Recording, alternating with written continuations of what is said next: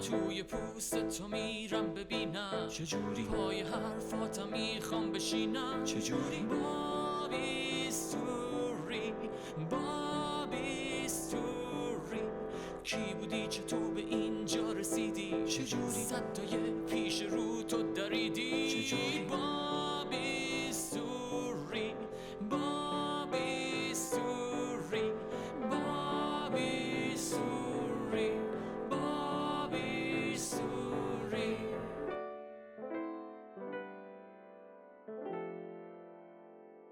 جناب دکتر جهانشاه برومند سلام، خیلی خوشحالیم که در خدمتتون هستیم. قربان شما. همچنین خوشحالم که امروز در خدمت شما هستیم. خواهش میکنم. طبق روال پادکست بیستوری میخوام در ابتدا توی 7 جمله اگر ممکن باشه خودتون رو معرفی بکنید، خیلی خلاصه و چکیده. من جهانشاه برومند، متخصص جراحی لثه، پریدانتیست و جراحی ایمپلنت، در کنارش ویولونیست، نوازنده ویولون و متولد تهران 9 بهمن 1327. متشکرم. آقای دکتر، اولین بار که شما علاقه‌مند شدید به رشته پریودونتولوژی کی بود؟ یعنی واقعا این چراغ تو ذهنتون روشن شد که این میتونه آینده من باشه و مسیری که من باید طی بکنم؟ در ابتدا که من کنکور دادم و وارد دندانپزشکی شدم، البته 3 جا قبول شدم. یکی در پزشکی مشهد، یکی دندانپزشکی دانشگاه ملی اون زمان و یکی هم بیولوژی در دانشگاه تهران. بعد از اینکه نتیجه کنکور رو گرفتم، خب تصمیمم بیشتر این بود که تهران باشم، بنابراین دندانپزشکی رو وارد دندانپزشکی دانشگاه ملی شدم. اما حقیقتش این است که ابتدا من زیاد از دندانپزشکی علاقه‌مند نبودم، به خاطر اینکه اطلاعات زیادی راجع به دندانپزشکی نداشتیم در اون زمان.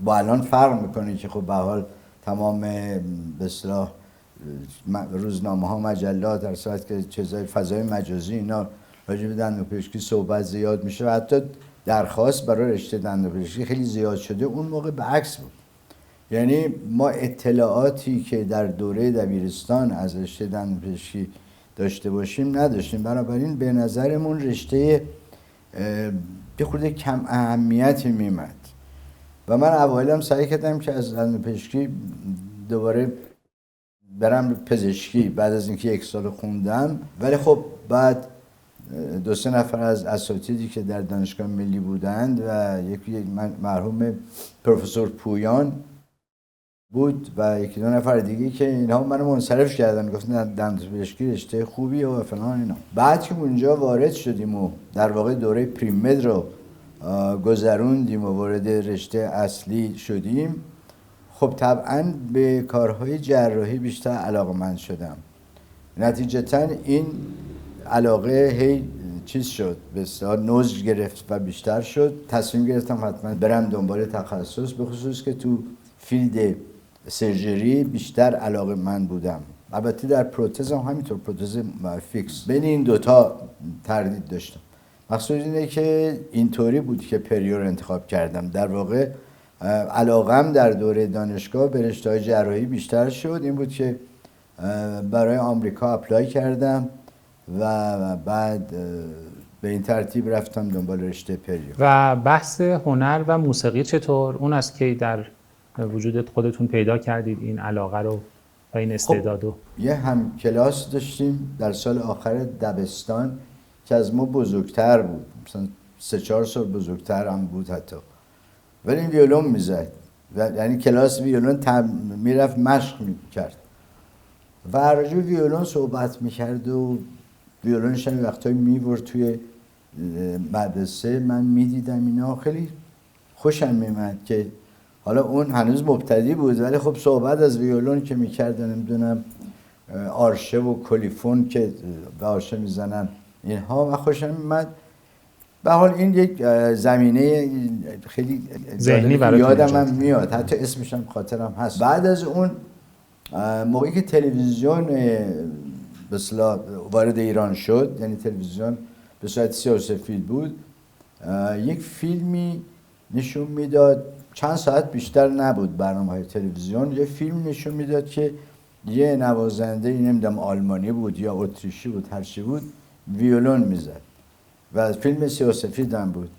من همینطور که این نگاه میکردم مسحور و مجذوب این چیز میشدم، هم خود ساز ویولون و هم نوازندگی این شخص. این بود که اینم باز یک هینتی بود، در واقع یه جوری بود که من علاقه‌مند کرد که یه جوری برم دنبالش. یه پدر بزرگ داشتم، پدر مادرم که خیلی اون موقع به من علاقه‌مند و اصولاً بچه‌ها رو دوست داشت خیلی، یعنی با بچه‌ها صمیمی بود و میومد دنبال من گاهی وقتا مدرسه و جناب. به هر حال من یه دفعه گفتم که بخواست برای تولد من یه چیزی بگم، من اصرار که برای من ویولون بگیر، یه ویولون.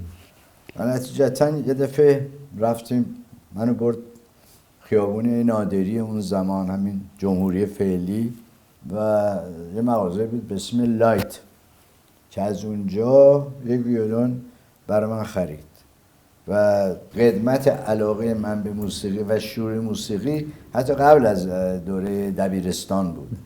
ولی خب رشته‌ای که من بخواستم بخونم علاقه به پزشکی داشتم و بعد در دندان پزشکی که همونجوری که عرض کردم به این شکل در واقع رفتم تا مرحله تخصص.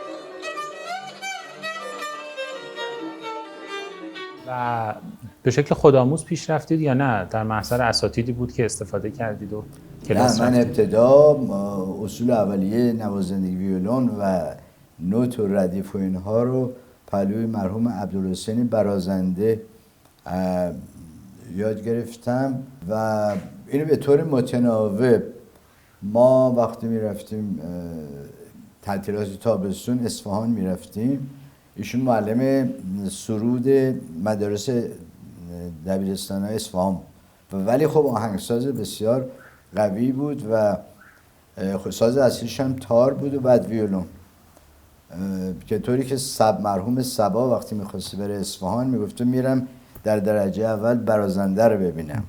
یعنی با اینکه اهل شهرت نبود و در اصفهان بود ولی آهنگساز خیلی معروفی بود، یعنی در حال مبرزی بود. و اینه که پهلو اون من مثلا اون 3 ماه رو مشق میکردم، بعد دوباره در تهران مرور میکردم، دوباره سال بعد همینطور، و تا اینکه این چیزای ابتدایی مقدماتی رو که فرا گرفتم دیگه بعدش خودم شروع کردم احساسی و خیلی از کوک‌های مختلف رو خودم با شنیدن در واقع اون موقع از رادیو برنامه گلها، تکنوازان اینها، و به شدت تحت تاثیر ساز مرحوم پرویز یاحقی و حبیب الله بدیعی بودم. یعنی بیشتر از بقیه نوازندگان ویولون از نظر نوازندگی تحت تاثیر اینها بودم. موسیقی در اون حدی که شما کار کردید به شکل حرفه‌ای خب به نظرم میرسه کار تمام وقته. از اون طرف دیگه دندان پزشکی چه تحصیلش، چه آموزشش و چه پرکتیس حرفه‌ایش هم یه کار تمام وقته. این دوتا چطور کنار هم پیش اومدن و شما چطور اینا رو پیش بردید؟ و آیا یک کدوم در سایه اون یکی قرار گرفت یا نگرفت؟ ببینید هر کدوم در یه مقطعی میشد که در سایه اون یکی قرار بگیره، ولی الزاما نبود که یکی اون رو کاملا تحت تاثیر تحت شعاع قرار بده، به طور کامل نبود. وقتی وارد دبیرستان شدم به حال ساز ویولون رو داشتم کار میکردم، بعد وارد دانشگاه هم که شدم به همین صورت. حتی دبیرستان که بودیم وقتی که آخر سال بود یه برنامه چهارشنبه سوری بچه‌ها میگرفتن تو کلاس که ما اونجا از من می‌خواستن که یه سازم بزنم. حالا هر کسی یه برنامه اجرا میکرد از بچه‌ها، بعضی مثلا حرفای فکاهی، داستانهای فکاهی تعریف میکردن، منم این کارو میکردم. در واقع همگام با درس خوندن تمرین موسیقی رو هم داشتم، موازی هم پیش میرفت. موازی هم پیش میرفت، اما این نبود که مثلا نشه. ولی خب تمام وقت رو نمیذاشتم برای این کار. به هر حال بیشتر درس مطرح بود، ولی موسیقی رو من رها نکردم. بعدم دوره دانشگاه همینطور و بعدم تو آمریکا موقع تخصص و فلان اینا هم همینجور رها نکردم، ولی در مقاطعی میشد که جنبه بیشتر روی فوکوسم روی درس بود و دندون پزشکی، و مواردی هم بود که مثلا بعد از اینکه دیگه درسمو تمام کردم، تخصص گرفتم و شروع به کار کردم، خب دیگه فرصت بیشتری بود که روی ساز بیشتر تکیه کنم.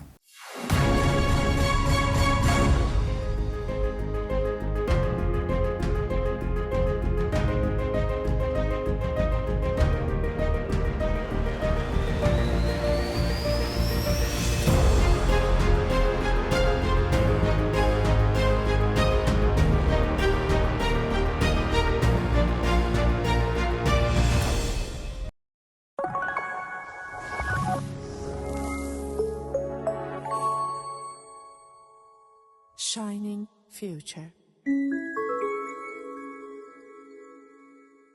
شخصیت شما به عنوان یک دندان پزشک ثمره‌ای داشته توی حوزه موسیقی یا بالعکس؟ یعنی هر کدوم کمک کرده که شما جایگاهتون تثبیت شه یا بیشتر به چشم بیاد یا ارتقا پیدا بکنه؟ به هر حال به نظر من دندان پزشکی یا پزشکی در جاهایی که جراحی هست، یک پارتش هنره. یعنی شما علاوه بر اینکه علمش داری و درسش خوندی، خب به هر حال اون کاری که انجام میدی یک مقداری به اصطلاح جنبه هنری هم داره. حالا نه به عنوان هنر فرض کنید مثل اون چه که ما به عنوان هنر در روی نقاشی، موسیقی، شعر نمیدونم اینها میدونیم، اما یک تاچ هنری باید در کار دندون پزشکی یا کار جراحی قلب میتونه باشه، مثل هر کاری میتونه کمک کنه. چون من خب بالاخره اولین باری که کار دست منه در آمریکا، یکی از معلمای ما دید، چون اونجا باید چند ماهی باید اسیست میکردیم، هم اونایی که سال از ما بالاتر بودن، و تا بعد وارد کورس که میشدیم خودمون جراحی میکردیم. اولین باری که من یه عمل فلپ رو با چاقو انجام دادم، یکی از استادایی که خیلی هم سختی بودیم بالا سر من بود، تا دید گفت که what a good hand. خیلی از کار دست خوش دستی شما خوشش آره اومد. دقیقاً جملهش what a good hand. و بعدم همیشه تعریف میکرد، میگفت که تو شما چی کاری کردید فلان کارایی. مثلا یه خود مشکلم بود که هنوز تو خود پریو نبود، مثلا اکسترکشن اینا هم بالاخره پیش میمد که ما مجبور بودیم برای اینکه یه موقع جزء کار بود انجام. به هر حال میخوام بگم این کار دست میتونه یه مقداری وابسته به هنر باشه. یعنی حالا هر پزشک یا دندون پزشکی که یه مقدار وارد هنر باشه، احتمالاً این تاچ هنری در دندون پزشکیش هم میتونه وجود داشته باشه، اما قطعی نمیتونم بگم اینجور هست. حالا این موسیقی بالاخره یه طبع لطیفی میطلبه، از اون طرف دیگه به نظر من جراح خب چون با خون و با نسج زنده و اینها سر و کار داره، یه طبع یه مقدار خشن‌تر این دوتا نکته متناقض چطوری در وجود شما جمع شده؟ خب ببینید این سوالیه که چند سال پیشم چند تا از کسانی که با من مصاحبه کردن از این جراید و خبرنگارای هنری اینو میپرسیدن و براشون یه خورده غریب بود. یعنی که چطور کار خشنی ظاهرا خشن مثل جراحی فک و لثه و نمیدونم ایمپلنت و این صحبت‌ها چه ارتباطی با موسیقی داره. و من همین پاسخی که الان به شما دادم و براشون گفتم این نیست. برای اینکه شما وقتی چیزی علمش یاد میگیری و دوره دندان پزشکی یا پزشکی رو میگذرونی و تجربه میکنی اینا، خب این تثبیت میشه داره. بعد تخصص هم که میگیری همینطور، حتی میری سالن تشریح مثلا سالهای اول دانشگاه، خب اینا رو میبینی. بنابراین دیگه خون و اینها برات خیلی چیز عجیب غریبی نیست. یعنی اون کار رو به چشم یک کار خشن اصلا نگاه نمی‌کنی، مثل که داری نقاشی می‌کنی. یعنی کار اون تاچ هنری بیشتر مد نظرته. خواستم بگم شاید اصلا یه چیز زیبایی هم اون تو می‌بینی. همون دیگه، شما باید اون تصوری از اون چیزی که می‌خوای در بیاد در نهایت رو تجسمش رو داشته باشی. مثل یه نقاش میمونه که میخواد مثلا نقاشی بکنه بعد از اول تو ذهنش یه ایده‌ای باشه. در اینها هم همینطور، یعنی این تو ذهن شما خود به خود هست که این کاری که انجام میدی میخوای نتیجتاً چی در بیاد. بنابراین ذهنت بیشتر مشغول اینه که خوب کار انجام بدی و بنابراین نه وحشتی داری نه چیز. و اما در مورد این که ارتباط این هنر با کار دندون پزشکی در چه چیزی در ذهن مثلا افراد و بیمارا چجوره، خب خیلی از مواقع بیمارانی که به من مراجعه میکردن کارهای من شنیده بودن ولی نمیدونستن که من همونم. براشون خود غریب بود که مثلا شما چطور پس بعد متوجه میشدن که من همون هستم که مثلا اینا از کارمو شنیدن یا نمیدونم آهنگامو یا اینها رو. این بعد متوجه که میشدن یک کمی براشون غریب بود. خاطره جالبی دارید از این مواجهه بیماران، حالا چه اونایی که اول شما رو به عنوان دندان پزشک شناختن بعد هنرمند و چه بالعکس؟ در این مورد خاطره خاصی تو ذهن نداری، ولی اولش قابل هضم نبود که چطور ممکنه مثلا یک کسی فرض کنید در اون رشته کار کرده باشه، نمیدونم حالا در حد تعریف از خود نمیخوام بکنم، اختیار دارید، ولی به حال در این که یه شهرتی به هر حال در یه زمینه آدم داره در یه زمینه دیگه هم همینطور، این براشون خب یه خود عجیب بود ولی بعد می‌دیدن که نه میشه. خب حالا جالب این آدمایی که دو وجه دارن توی زندگی حرفه‌ایشون معمولا یه جاهایی برای بعضیا این ارزش حساب میشه، مثلا دندان پزشکی که یه هنرمند هم هست یه جای دیگه دست و دلشون میلرزه، میگن این اگه دندان پزشک خوبی بود دنبال هنر نمیرفت و اصلا وقتش رو چون گذاشته اونجا اصلا معلوم نیست چقدر درس خونده. واقعا قسمت تلخش که گفتم تلخش دیدین، تلخش همینه. آره بله یه وقتایی اینجوری میشه، یعنی مثلا اگر این برایشون قابل تصور نیست که مثلا یک کسی، حالا خیلی نه خودم که عرضه میکنم، فقط هستن کسانی که در چند رشته نه دو رشته در همش به اصطلاح قدرت نمایی کردن و موفق بودن در گذشته. که اگه ما بخوایم ابن سینا و نمیدونم خیام و اینها رو بگیم که ما خیلی تو تاریخ داشتیم که مثلا قابل مقایسه به اونا خودم نمیدونم، ولی در زمان الان هم ما آدمایی داریم که چند وجهی هستن. ولی خب این فکر برای بعضیا پیش میاد دیگه، اون کاری که بلد نیست که نمیدونم یا اون کار اینجوری میشه دیگه، یعنی تو ذهنشون این رفته دنبال یه چیزی پس اون در اون چیزی نیست، یا عکسش. اگر شما عشق داشته باشی و همت داشته باشی دو تا چیز بیشتر نیست. اول عشق به اون کاره. خب من هم موسیقی رو و ویولون رو عشق بهش داشتم، هم دندان پزشکی رو برخلاف این که اولش خیلی رغبت نداشتم و بیشتر دنبال پزشکی بودم، ولی بعد دندان پزشکی رو علاقه‌مند شدم، حتی دنبال تخصص. و به خصوص وقتی که در امریکا مشوق‌هایی داشتیم که واقعا استادای برجسته بودن و اینا تشویق می‌کردن. من حالا مرحوم دکتر استرن بود که رئیس بخش پریودونتولوژی دانشگاه تافس بود، این قبلش هم در دانشگاه سیاتل ایروینگ استرن در دانشگاه سیاتل بود و مثل رئیس هم بود اونجا که اشلوگر و اینها بودن. اینها خب مواردی میشد که واقعا تشویق میکردن، حتی از نظر شخصیتی مثلا من شاید محبت هایی داشتن.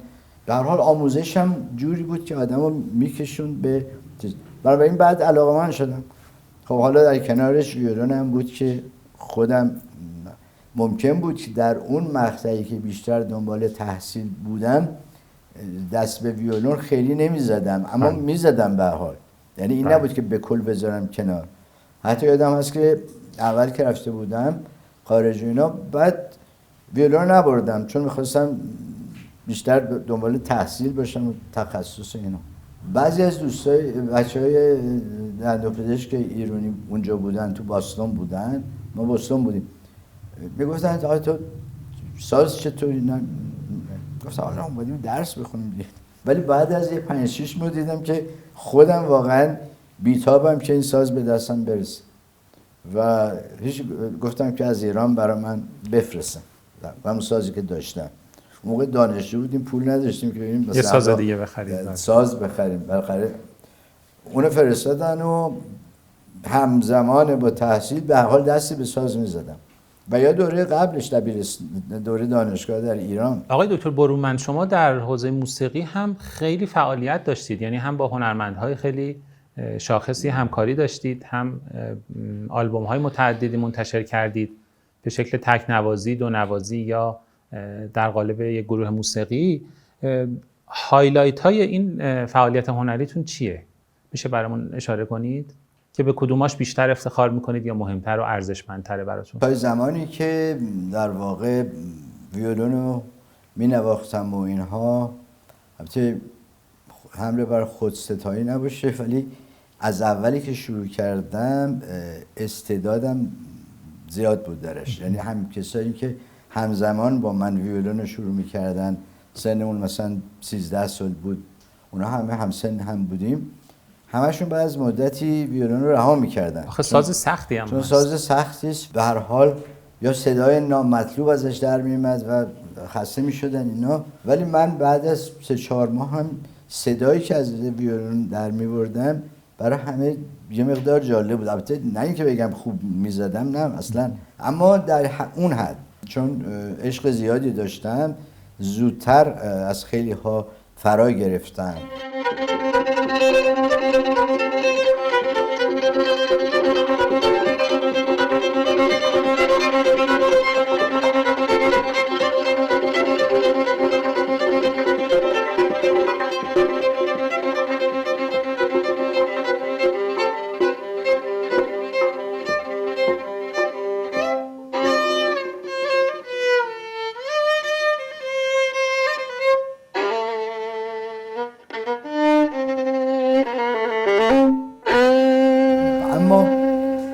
از زمانی که با مرحوم استاد پرویز یاحقی در سال حدود 63 و 4 بود شخصا باشون آشنا شدم. یعنی خب من از زمانی که ویولون دست گرفتم علاقه‌مند بودم دورادور بهشون، ولی در اون موقع بعد از اینکه با هم برخورد کردیم و خدمتش رسیدم و اینها، ایشون منو تشویق کرد که این کار رو به صورت جدی‌تر و پروفشنالی دنبال کنم و این بود که تشویق شدم توسط ایشون. حالا دوستانی هم داشتم که هنرمند بودن، از جمله آقای به اسم آقای فریدون احتشامی، استاد احتشامی که نوازنده تار بود. ایشون هم در ضبط و اینها مهارت داشت و به هر حال این کار رو به صورت حرفه‌ای انجام دادم از اون به بعد. حالا اون هایلایت هایی که بخواید مثلا تو رزومه به عنوان خلاصه ذکر کنید، خب کارهایی بود که از سال 74 در زمینه‌های مختلف، مثلا در زمینه تکنوازی، دو نوازی یا بازنوازی، یه سری کارهای گذشته، آهنگ‌های معروف و دلنشین گذشته اینا بود. اینا رو نمیتونم بگم دقیقاً کدومش هایلایت رو کدوم، ولی خب به هر حال بود دیگه. و همینطور اون تشویقای استاد یاحقی و مرحوم استاد بدیعی هم حتی. با خود استاد یاحقی یا بدیعی کار مشترکی هم داشتین؟ مشترک نداشتیم چون خود اونا هم ویولونیست بودن. ویولون در واقع معمولاً کار مشترک رو با نوازنده ساز دیگه ما داشتیم، حالا و یا با خواننده. بله. کاراش هست همون چی که عرض کردم که حدود 16-17 تا کار منتشر شده به صورت آلبوم و سی دی و کاست و اینها دارم. اینها متفاوته مثلا با اساتیدی که در نوازندگی ساز دیگر مثل سنتور یا تار بوده و یا تک نوازی بوده با فقط تنبک یا اجراهای آهنگای قدیمی و با پیانو و اینها.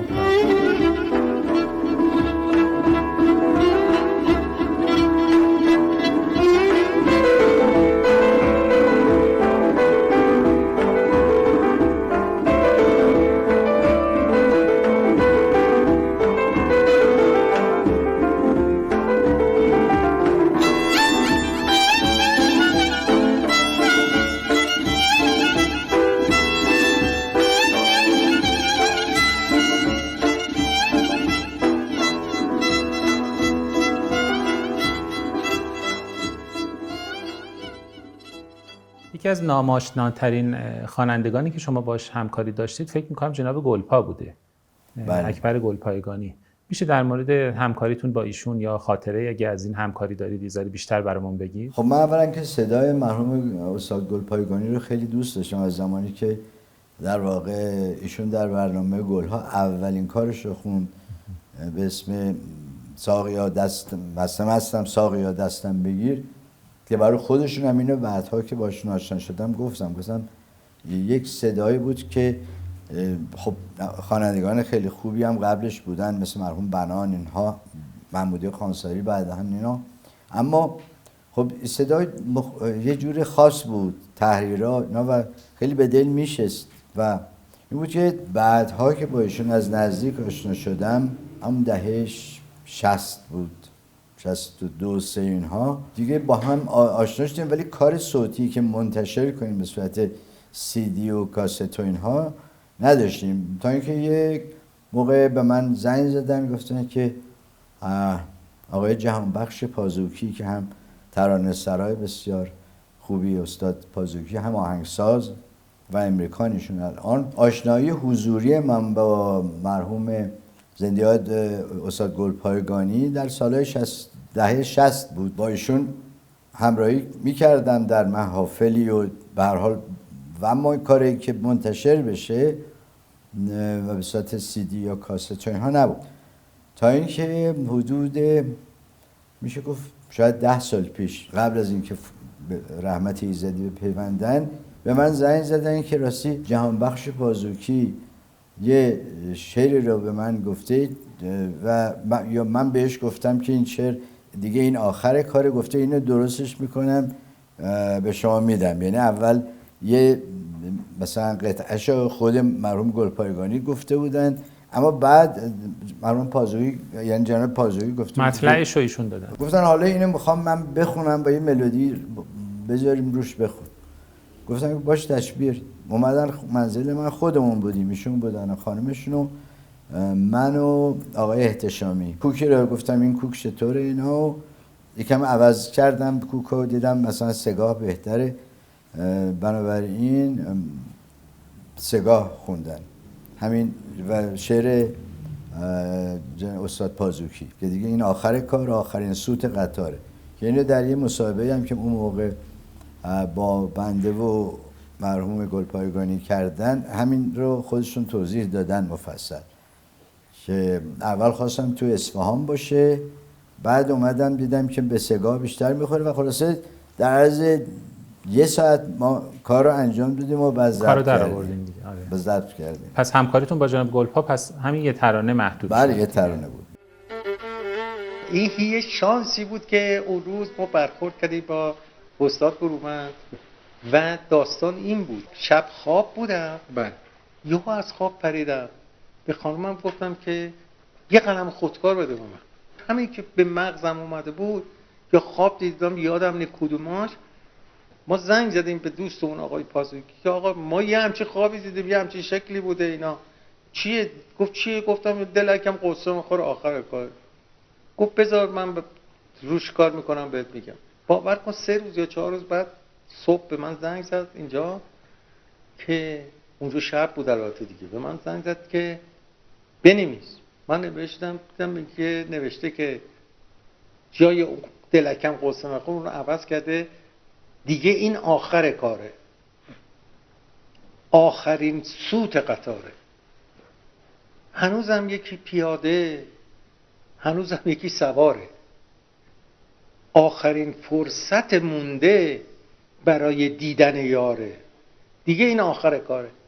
خب ما این شعر رو نوشتیم و بعدم گفتش که گفتم خب اگه این کمال کسر اومد اینو ما خود روش یه آهنگ بسیم. اولم قرار بود همونطور که دکتر گفتن اصفهان و یا مثل که نواب و اینا، بعد رفتیم بالاخره دور هم جمع شدیم چی بنده و ایشون و خانم من و آقای احتشامی جمع شدیم و گفتیم خب آقای دکترم اونجا دستگاه ضبط خوب دارن، گفتیم حالا چرا استودیو بریم همونجا یادگاری یه چیزی ضبط کنیم که خب قشنگ باشه به خاطر این روز. این ملودی وقتی دکتر شروع کرد به زدن یه سگاهی از مخالف سیگار و اینا، همه اینا میگم تو 7-8 دقیقه است اینجوری شد.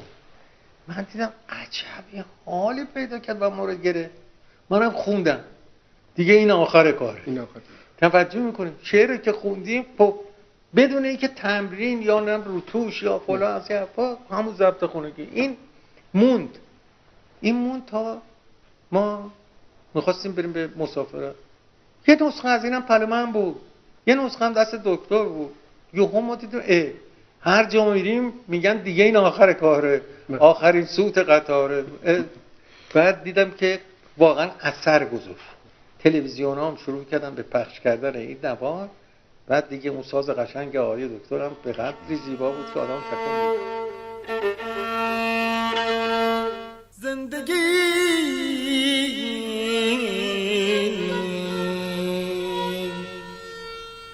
زندگی تعارف نداره،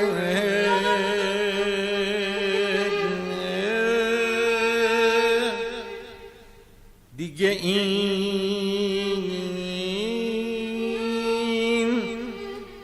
آخر کار. حالا از اون طرف به دندون پزشکی برگردیم. شما از امریکا که برگشتید اینجا به دانشگاه شهید بهشتی رفتید و اونجا مشغول شدید دیگه به عنوان معلم. بله دیگه، ما چون از دانشگاه شهید بهشتی خاطرات داشتیم و اینا، در واقع تحصیلمون اونجا بود و اساتیدی که معلمای ما بودند و بهشون علاقه داشتیم نمیدونم اینها، این بود که همونجا استخدام شدم بعد از اینکه برگشتم. ولی ادامه پیدا نکرد. 2 سال اونجا، 2 سال یا 2 سال خورده اونجا تدریس میکردیم و اتفاقا اون موقع کادر خیلی مجهزی هم داشت دانشگاه ملی، به این صورت که مثلا تو بخش پریو 5-6 تا استاد و 1-2 تا مربی و اینا بودن، تو بخشای دیگه به همین صورت و خیلی در واقع جالب بود از نظر استفش، از نظر که تو هر بخشی چندین به اصطلاح آدمای دوره دیده متخصص بودن. وضعیت سیاسی بود اون زمان که به هر حال اتفاقاتی افتاد که خیلی ها رو به خاطر اینکه حالا تضاد عقیده‌ای بود یا اینها اخراج کرده بودن یا قبلا شاغل بودن و اونا رو که به مرور اخراج کردن. بعدم بنده هم چون این مقدار به جبهه ملی علاقه داشتم و پدرم هم تو جبهه ملی بودن از گذشته، خب این چیزایی هم به گوش ما رسید که غریب باید برید. این بود که ما دیگه بعد از اون اومدم بیرون. دیش دستی کردید؟ دیش دستی کردم، اومدم بیرون و اصلا دانشگاهم تعطیل شد تا جایی که یادمه و بعدش یه چند سالی فقط پرایوت کار میکردم، یعنی مطب شخصی و مطب شخصی من تازه در واقع 1 سال 2 سال بود که راه انداخته بودم. این بود که بیشتر همم رو بردم روی کار تخصصی در واقع پرایوت. کجا بود مطبتون اون زمان؟ تو خیابون تخت‌طاووس سابق مطهری. بله. بعد از اون چند سالی بعد 4-5 سال بعد مرحوم دکتر عطریزاده که از پیشکسوت‌های ما بود و زمانی که ما دانشجوی دانشگاه بودیم در ایران، ایشون خب پریودونتیست معروفی بود و مدیریتش هم کلا خیلی خوب بود. به حال پیشکسوت بود در رشته ما میشناختیمش، مدیریت خوبی داشت. این اومد دنبال من و دنبال 2-3 نفر دیگه، از جمله دکتر گلنراقی و دکتر پوردهیمی، اینایی که ما اون موقع در حال دانشگاه نمی رفتیم. اومد و به من گفت که شما بیا دانشگاه آزاد. دانشگاه آزاد شرایطش الان فرق کرده و اون سختگیری ها نیست و اون چیزها و ما قدرت عمل در بخش خودمون داریم. اون موقع مرحوم دکتر فاضل، بله، رئیس دانشگاه هوشنگ فاضل رئیس دانشگاه بود و به هر حال شرایطی که گفت دکتر عطیزاده، گفتیم به هر حال ما عقیده خودمون با نحوه لباس پوشیدن و برخورد خودمون هستیم، حالا ما کسی نمیتونه به ما تعیین تکلیف کنه. پس دیگه رفتین دانشگاه آزاد؟ گفتن نه اینجا اینجوری نیست و همینطور هم بود، یعنی تا زمانی که دکتر فاضل بود و بعدش هم تقریبا و من 20 سالی اونجا تدریس کردم. خیلی دانشجو اونجا از بخش ما بهشون خیلی چیزا یاد دادیم. حتی وقتی که پریو شروع شد اونجا، بخش پریو رو ما در واقع میشه گفت بنیانگذاری کردیم، چون 1-2 سال بعد دانشجو پریمد رو میخوند تا وارد بخش پریو بشه. بخش پریو رو ما در واقع شروع کنندش بودیم که هنوز خیلی هم مجهز نبود ولی خوب بود، به طوری که بعد از یک چند ماهی ما دانشجویی که میمد اونجا و تو بخش ما موظف بود که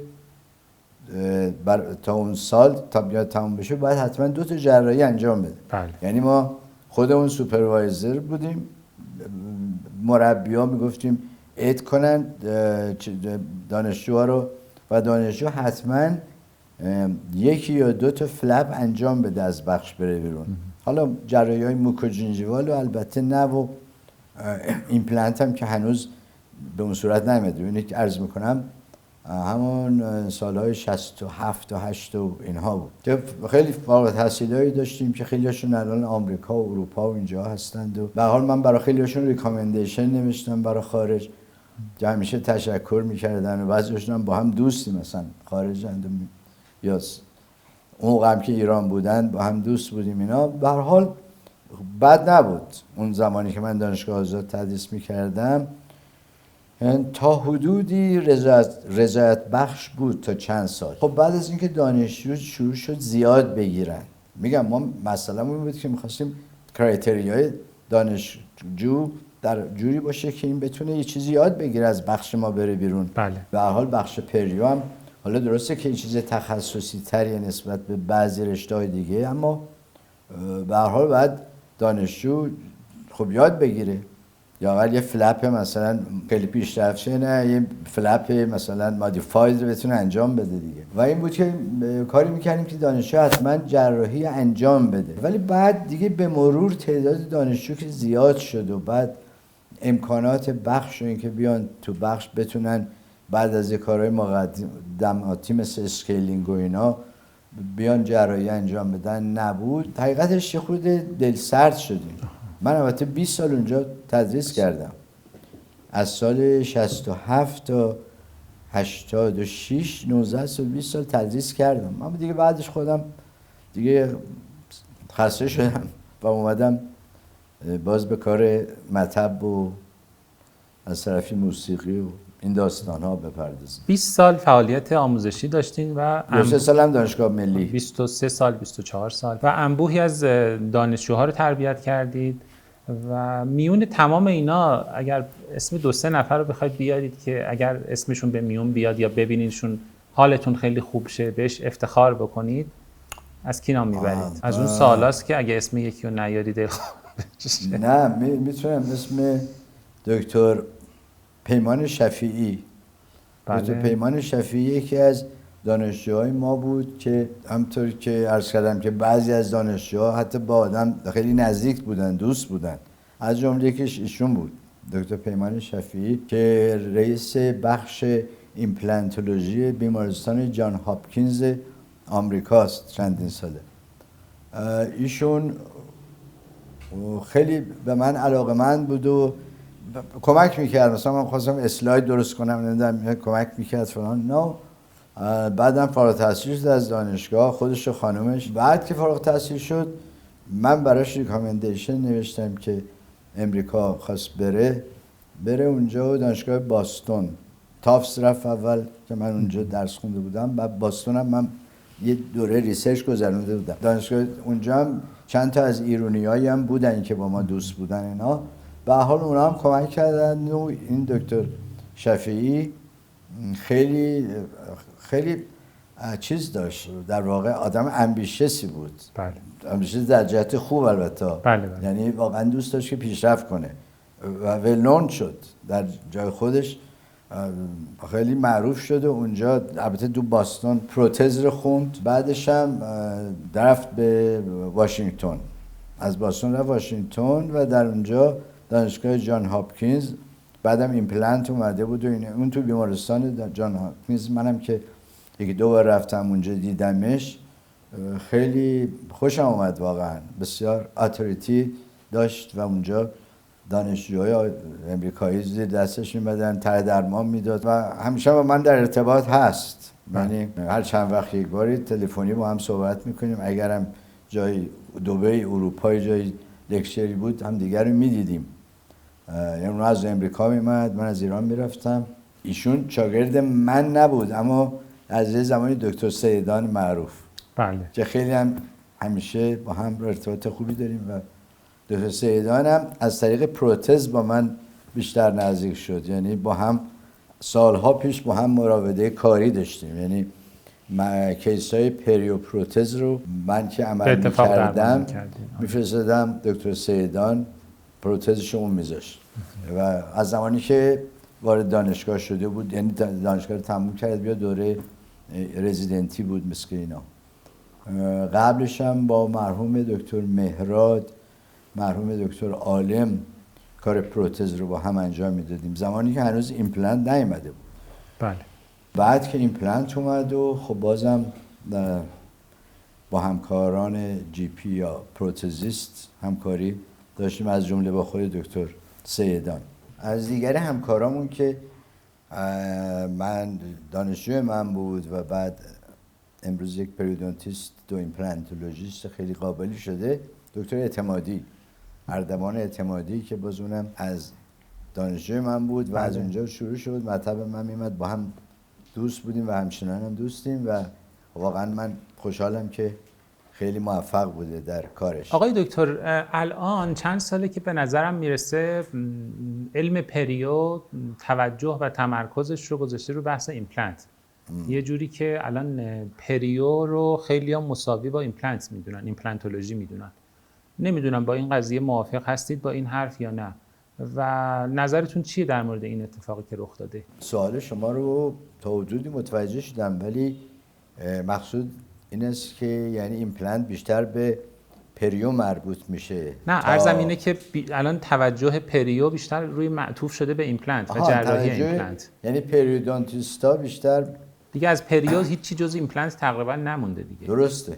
آره متاسفانه اینجوری. یعنی که یه چیزی که برای منم عجیبه اینی که اصلا مریض پریو هم کم شده.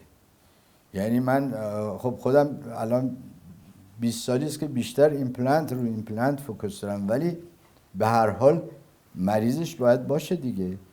عملا مریضش هم کم شده و من همیشه برام یه خود سواله، مگر جراحی‌های موکوژنجیوال که اونا فرق میکنه، مواردی هست که جراحی‌های موکوژنجیوال میان و منم انجام میدم، ولی عملا مثلا کیس‌های دیگه‌ای که پریودونتایتیس باشه، ادوانس پریودونتایتیس یا مادرت پریودونتایتیس و غیره، اینا خیلی کم شده و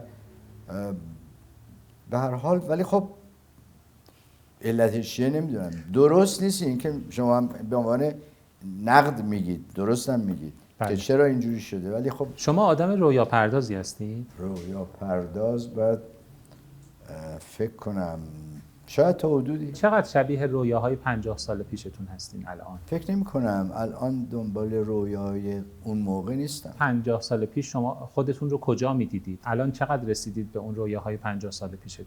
در این مورد میتونم بگم که اون چیزی که فکر میکردم واقعا رسیدم و همیشه هم از این نظر شکرگزار بودم.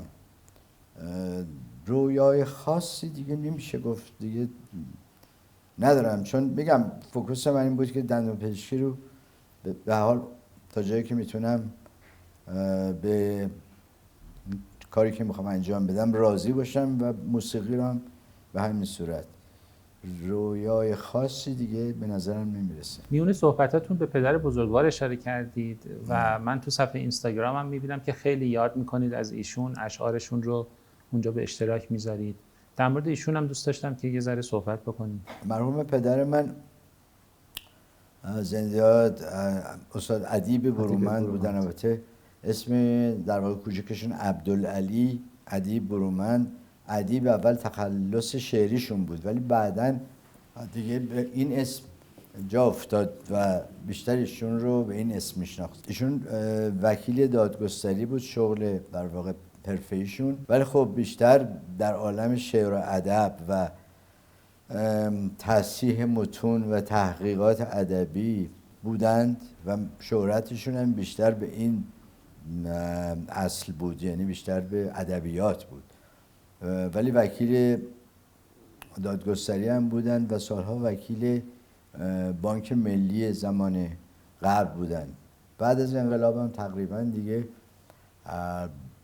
وکالت رو خیلی کم انجام میدادن چند سالی و بعدم گذاشتن کنار. ایشون خب کتاب شعر زیاد داشتند، یعنی الان چندین جلد کتاب هست از ایشون که قصاید، غزلیات، مجموعه اشعار که شامل رباعیات و نمیدونم شعرهای دیگه هم بود، ولی عمدتاً قصیده سراییش در واقع معروفتر بودن در قصیده سرایی، بعدم غزل سرا. کلا شعرهاشون خیلی میهنی بود، قصاید میهنی زیاد دارن که خیلی وطن پرست بود، وطن دوست بودن و بنابراین از زمانی که خیلی نوجوان بودن و به ادبیات و شاعری روی آورده بودن، وارد مسائل سیاسی و نابسامانی هایی که در دوران های مختلف کشورهای ابرقدرت های اون زمان مثل انگلیس و روسیه شوروی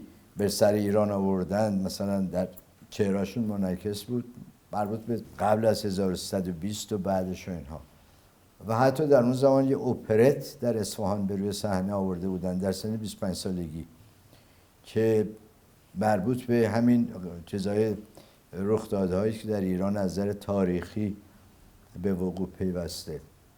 بعدم ایشون زمانی که دکتر مصدق اومد نخست وزیر شد به مکتب اون گرویدن و بنابراین سالها جزو جبهه ملی بودن، یعنی در زمان بعد از دکتر مصدق. در زمان مصدق البته ایشون سنشون زیر 30 سال بود، بنابراین شغل چیز نداشتن، مثلا وکالت و وکیل مجلس و اینها باشن، اینها نبود یا جزء کابینه، ولی از طرفداران دکتر مصدق بودن و بعداً در جبهه ملی دوم که سال 39 تا 42 یک آزادی نسبی به وجود اومد که این 3-4 سال جبهه ملی فعالیت‌هایی داشت و کلوب داشت. ایشون جزء شورای مرکزی بودن، یعنی جوانترین عضو شورای مرکزی ایشون بودن و مرحوم داریوش فروهر که تو شورای مرکزی حدودش 30 نفر شورای مرکزی بودن که یکیش هم ایشون بودن و به هر حال همیشه در کنار ادبیات سیاست هم باشون همراه بود، ولی نه دنبال پست و مقام هیچ وقت نبودن. درست. یعنی هیچ وقت هم قبول نکردن. چندین بار یه جور پیشنهادایی شده بود چه در زمان سابق چه بعد از انقلاب، ولی ایشون قبول نکرده بودن. بیشتر دوست داشتن که با زبون شعر و ادبیات حوادث رو و اون اتفاقاتی که افتاده و اینها و خصوص ناگواری هایی که در طی قرون و عصار بر این مملکت وارد شده، اینها رو بخوان که راجبش صحبت کنن، تو تاریخ بیاد. شما از طبع شعر ایشون به ارث نبردید؟ حالا میتونم بگم یه کمی چرا، ولی نه به اون معنی که قابل ارائه باشه. یعنی اگر بخوایم که یه شعر کوتاهی، رباعی، غزلی برای ما بخونید آیا؟ نه خب حفظم الان یه خود حافظه متاسفانه در اثر سن کم شده، ولی حافظه خورده کم شده، ولی که من شعر شناسیم خوبه. یعنی خود پدرم خیلی وقتا با من مشورت میکرد، یه شعری که میگفت به من میگفت فلانی گوش کن ببین چطوره اینا، مثلا من نظر میدادم و خوندن شعر و یا آشنایی با شعر رو داشتم. خودم هم یک زمانی شعرهای البته با وزن ولی نه به صورت قصیده و غزل، ولی شعر نوع موزون، یعنی شعر بله. یه دوسته گفته بودم یه زمانی، ولی بیشتر زمانی نثر چیز میکردم،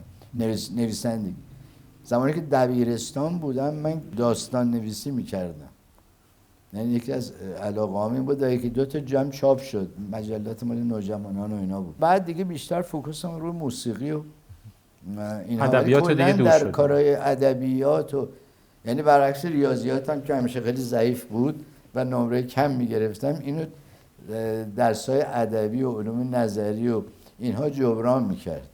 مجموعه معدل که میگرفتم معدلم خوب میشد، ولی بیشتر مربوط به تاریخ و بیشتر علوم انشا انسانی و بود دیگه. انشا و نمیدونم چیزایی که داشتیم اون موقع، املا و انشا و اینا همه 20 بود. حتی هنری نقاشی مثلا خوب بود، خطم خوب بود، همین نمره خوب میگرفتم. از اون ریاضیات خوب نبود. شما استادای بزرگی داشتید، اسمای بزرگی رو افتخار داشتید در محضرشون بودید، حالا چه تو ایران چه خارج از ایران. کسی بوده که دلتون بخواد تو فضای دندون پزشکی جای ایشون باشین؟ بله، ارشد که مثلا مرحوم دکتر حسین نواب، بله. ایشون خب علاوه بر اینکه یک دندان پزشک در زمان خودش پیشروی بود، غیر از اون مدیریت خیلی خوبی داشت و بنیانگذار دانشگاه ملی اون زمان هم ایشون بود. بله. از نظر شخصیت هم آدم جالبی بود، یعنی واقعا دوست داشتنی بود، بسیار متواضع بود، بسیار مدیر قابلی بود و خب دندون پزشک پیشروی هم در زمان خودش در مقطع خودش بود. خب ایشون متولد 1303 و 2 و اینا بود. بله. تا جایی که یادمه. بنابراین در اون مقطع ایشون و مرحوم دکتر فرزین که اونم از پیشکسوت‌های دندان پزشکی بود، اینها خب خیلی من دوستشون داشتم موقعی که دانشگاه میرفتیم، به خصوص از نظر مدیریت. ولی خب من خودمو هیچ وقت مدیر نمیدیدم، یعنی هیچ وقت در مدیریت من آدم قابلی نبودم شاید، یعنی در خودم این چیزو نمیدیدم، این توان در مطلب خب شاید در حد کوچیکی، ولی در کار اداری نه. دکتر نواب خیلی دکتر مدیری بود و دانشگاه ملی رو با خیلی سختی تونست بنا کنه، برای اینکه اون موقع رقابت‌هایی بود، بعضیا زیاد علاقه نداشتن که دانشگاه ملی تأسیس بشه. خیلی همت دکتر نواب اینو بقیه همکارای دندان پزشکمونم مثل مرحوم دکتر عادلی نجفی یا خود دکتر سیدان اینا هم میدونن شرح حالش. حالا من وارد جزئیاتش نمیشم که چطور دانشگاه ملی رو بنا. اساتیدی که ما داشتیم به هر حال خیلی رو ما تاثیرگذار بود. بله. مثل مرحوم دکتر بهرمان، دکتر عدالت، دکتر ایرج فرزیم بودن، دکتر مهرداد، اینها استادای ما بودن دیگه. اینا رو ما خیلی تاثیر داشتن، ما خوشمون اومد. من یه مقداری علاقم به پریو تحت تاثیر دکتر فرزیم هم بود. دکتر فرزیم هم در نیویورک تخصص پریو داشت، پریدانتیست بود و معلم ما هم بود. بعدها هم با هم خیلی دوست شدیم. مرحوم دکتر فرزیم چند سال پیش فوت شد، خیلی آدم دوست داشتنی بود. دوره بعدی بودن که از خارج که اومدن معلمای ما بودن و اینها خب چیزای جدیدتری رو یاد گرفته بودن در مقطع خودشون و به ما یاد میدادن. اینا به هر حال معلمای ما بودن دیگه و اونایی که رو آدم اثر میذاشتن و آدم یه جوری دلش می‌خواست یه موقع جای اون باشه. حتی در روابط، در صحبت کردن، در چیزای ظاهری، مثلا تحت تاثیر یک کسی آدم قرار میگیره دیگه. دقیقاً. این در مجموع مثلا دکتر فرزین یکی از کسانی بود که تو دندون پزشکی برای من یه الگو بود، چون هم تحصیل کرده بود، هم به هر حال جالب بود. حالا کسانی دیگه هم بودن، دکتر بهرمان رئیس بخش ما بود، رئیس بخش ارتودنسی بود، بسیار آدم محترمی بود. دکتر عدالت همینطور. ولی اینی که بگه آدم خودش جای اونا بذاره، خب این دیگه در چیزهای مختلف فرق میکنه. شاید اون استعداد در بعضی چیزا در من نباشه، در کسی باشه. آقای دکتر، پایان گفتگومون از شما میخوام یه هدیه بگیرم. به عنوان کسی که پیشکسوت این رشته است و سالهای سال چه در عرصه علمی چه در عرصه آموزشی فعالیت کرده، یه قسمتی از این تجربه زیسته، اون دستاوردها رو، تجربیاتی که به دست آوردید رو می‌خواستم به ما هدیه کنید و برامون بگید از تجربیاتتون و توصیه‌هایی که شاید به جوان‌ترا ممکنه داشته باشید. بالاخره اینو از پدرم به ارث بردم که خیلی ایران دوست بود و مادرم همچنین، هر دو.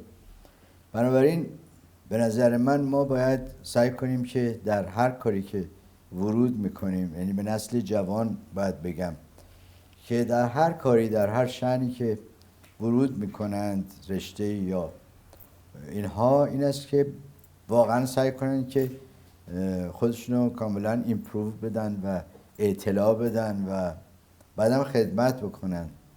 و یکی این که علاوه بر وطن دوستی و اینکه در رشته خودشون اطلاع پیدا کنن، از نظر فکری هم درایت داشته باشن. یعنی علم به تنهایی بدون اون عشق و یه درایت در اینکه آدم چه کار چه استپایی رو بره جلو، قدمایی که میذاره جلو چه جوری باید باشه، واقعا سعی کنن که به وطنشون علاقه‌مند باشن، حتی المقدور برای مردم خودمون کار کنیم. حالا ایرادی نداره، به خاطر بسیاری از مضیقت‌هایی که وجود داشته خیلی ها رفتن و ایران نموندن، ولی من شخصا هیچ وقت فکر این که بخوام مثلا جای دیگه برم کار بکنم و نداشتم. یعنی برای کار فکر کردم آدم باید بیشتر در درجه اول به هم نوعان و هموطنان خودش کار خدمت بده. در حالا آموزش باشه، نمیدونم پرکتیس باشه، هر چی رو شما یاد بدی خوب. من خودم تا اونجایی که میشده به کسانی که اومدن از من، حالا در غیر از دانشگاه، ما مواردی بود که میمدن بچه‌هایی که دوره پریو میخوندن، دکتر سیدان در جریان هست که مثلا میمدن مطلب من که یه سری کارا رو یاد بگیرن از نظر خود پرکتیس دستی و نحوه متد کار، چون متد کارم تو رشته دندانپزشکی میتونه در دانشگاه ها مختلف باشه. حالا تئوریش ثابته، ولی اینکه حالا کی چه جوری چه کاری رو انجام میده این متفاوت بود. خیلی اومدن اونجا و من دوست داشتم که واقعا بهشون یاد بدم. حالا به حال در اندرگراجویت تا یه حدودی لازمه که یاد بگیره، ولی خب بیشترم بدونه بد نیست. من تقریبا در حد، حالا نه به طور کامل، در حدی که مثلا لکچر میدادم برای هر سابجکتی سعی میکردم که تمام دیتیلش مثلا اینا بفهمن. حالا آدم در حیطه آموزش به هر شکلی که بتونه به کسانی که دانشجوی آدم هستن به نوعی مستقیم یا غیر مستقیم کمک کنه و یاد بگیرن. به هر حال ما هم خودمون موسیقی هم خیلی جا غیر مستقیم معلم داشتیم. خود من از مرحوم پرویزی آحقی، حبیب الله بدیعی شاگرد مستقیم اونها که نبودم، ولی تحت تاثیر کاراشون بیشتر فالو کردم. در رشته‌های دیگه هم همینطور هست. یعنی آدم میتونه روش و سبک کسایی رو که ببینه جالبه دنبال کنه، حالا هر کس، و بعدم اینو سعی کنه باز به آموزش بده به نسل بعدی، کسانی که بعداً میان. این چیزیست که به نظر من باید وجود داشته باشه در ما. متشکرم جناب دکتر جهانشاه برومند از اینکه لطف کردید و تشریف آوردید و وقتتون رو در اختیار ما گذاشتید. دوستان عزیز، از همراهی شما هم خیلی ممنونم. امیدوارم که سرانجام کار همه ما رستگاری باشه. خدا نگهدار.